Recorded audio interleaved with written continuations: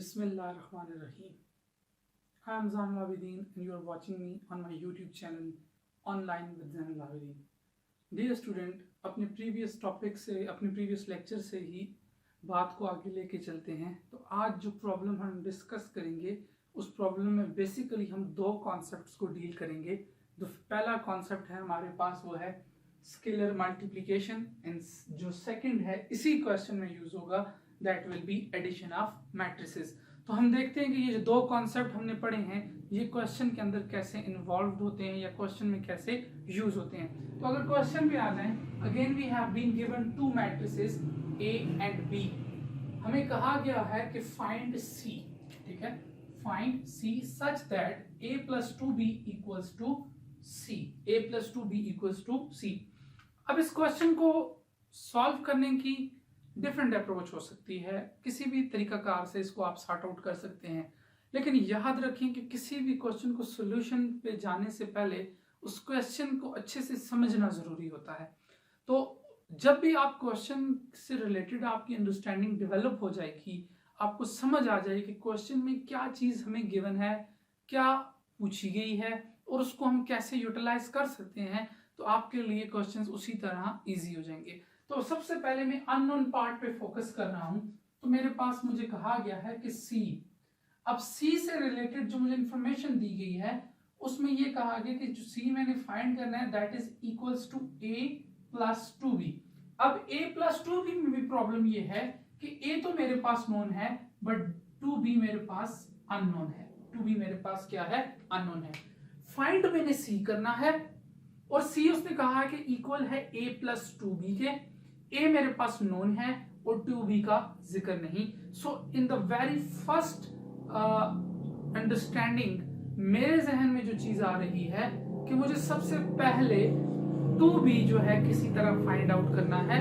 अगर मेरे पास to B होगा तो rest of the things are available, मैं इजिली इक्वेशन में पुट करके सी तक जा सकता हूं या सी को फाइंड आउट कर सकता हूं। तो इसको मैं कुछ यूं लिख लेता हूं अपनी आसानी के लिए, c equals to a plus two B, और इसको मैं एक नेम दे देता हूं equation number 1। Fine, first we will find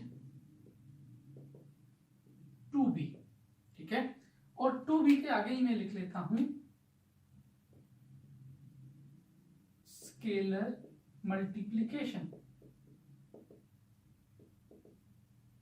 क्यों स्केलर मल्टीप्लिकेशन है?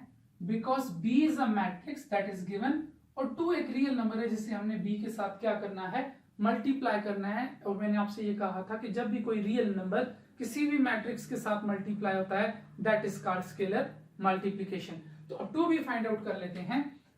2 एंड b इक्वल टू के बाद वापस आ जाता है बंदा, तो 2 आ गया, कुछ भी नहीं तो मल्टीप्लाई, और b की जगह matrix b that is 3 minus 1 2, ठीक है, 4 again 2 again 5 and we have 2 3 and 0। as this is scalar multiplication we do not have any condition or that must be fulfilled। हम सिंपली क्या करेंगे, नंबर को अंदर मल्टीप्लाई करेंगे। 2 time 3 will be 6, 2 time 1 will be 2, साथ में negative ही रहेगा। 2 time 2 will be 4, 2 time 4 will be 8, 2 time 2 will be again 4, 2 time 5 will again be 10, 2 2 is 4, 2 3 is 6, 2 0 is 0। Clear? सो अब अगर हम देखें तो हमारे पास 2b भी मौजूद है। कंसिडरिंग इक्वेशन 1, तो अब हम इक्वेशन 1 को कंसिडर कर सकते हैं। अब इक्वेशन 1 को हम क्यों कंसिडर कर रहे हैं, क्योंकि ये हमें रिक्वायर्ड जो चीज मांगी गई है उसकी वैल्यू दे रही है और उस वैल्यू के लिए जो चीजें हमें जरूरत है, a that is non, 2b unknown था, हम ऑलरेडी फाइंड आउट कर चुके हैं। तो अब हम लिख लेंगे c इक्वल्स टू अगेन मैंने गलत कर दिया, a plus 2b, c as it is रहेगा, a की जगह उसकी वैल्यू डाल दें, तो a की वैल्यू है 1 5 again 1 2 0 again -1 and -3 2 again 1 plus अब 2b पे आ जाए।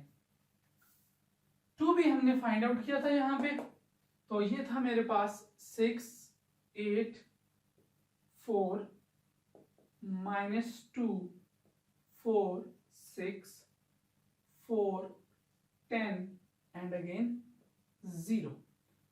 अब इन दो को जब ऐड करेंगे और जो लास्ट में मैट्रिक्स हमारे पास आ जाएगा that will be called matrix C, जो कि हमें स्टार्ट में पूछा गया था।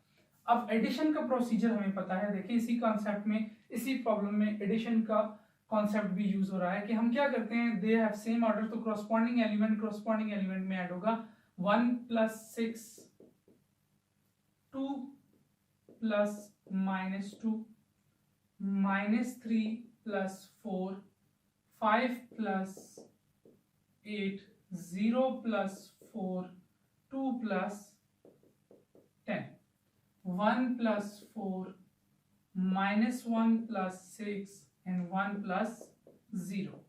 Now coming to the last part, देखें 1 + 6 will be 7, positive into negative will be negative, 2 - 2 will be 0, plus minus minus, लेकिन साइन बड़ी टर्म का लगेगा, और 4 में से जब 3 माइनस करेंगे तो 1, 5 + 8 will be 13, 0 + 4 will be 4, 2 + 10 will be 12, 1 + 4 will be 5, positive negative again negative होगा लेकिन साइन बड़ा ही लगेगा, 6 में से 1 माइनस किए 5 और दिस विल बी 1।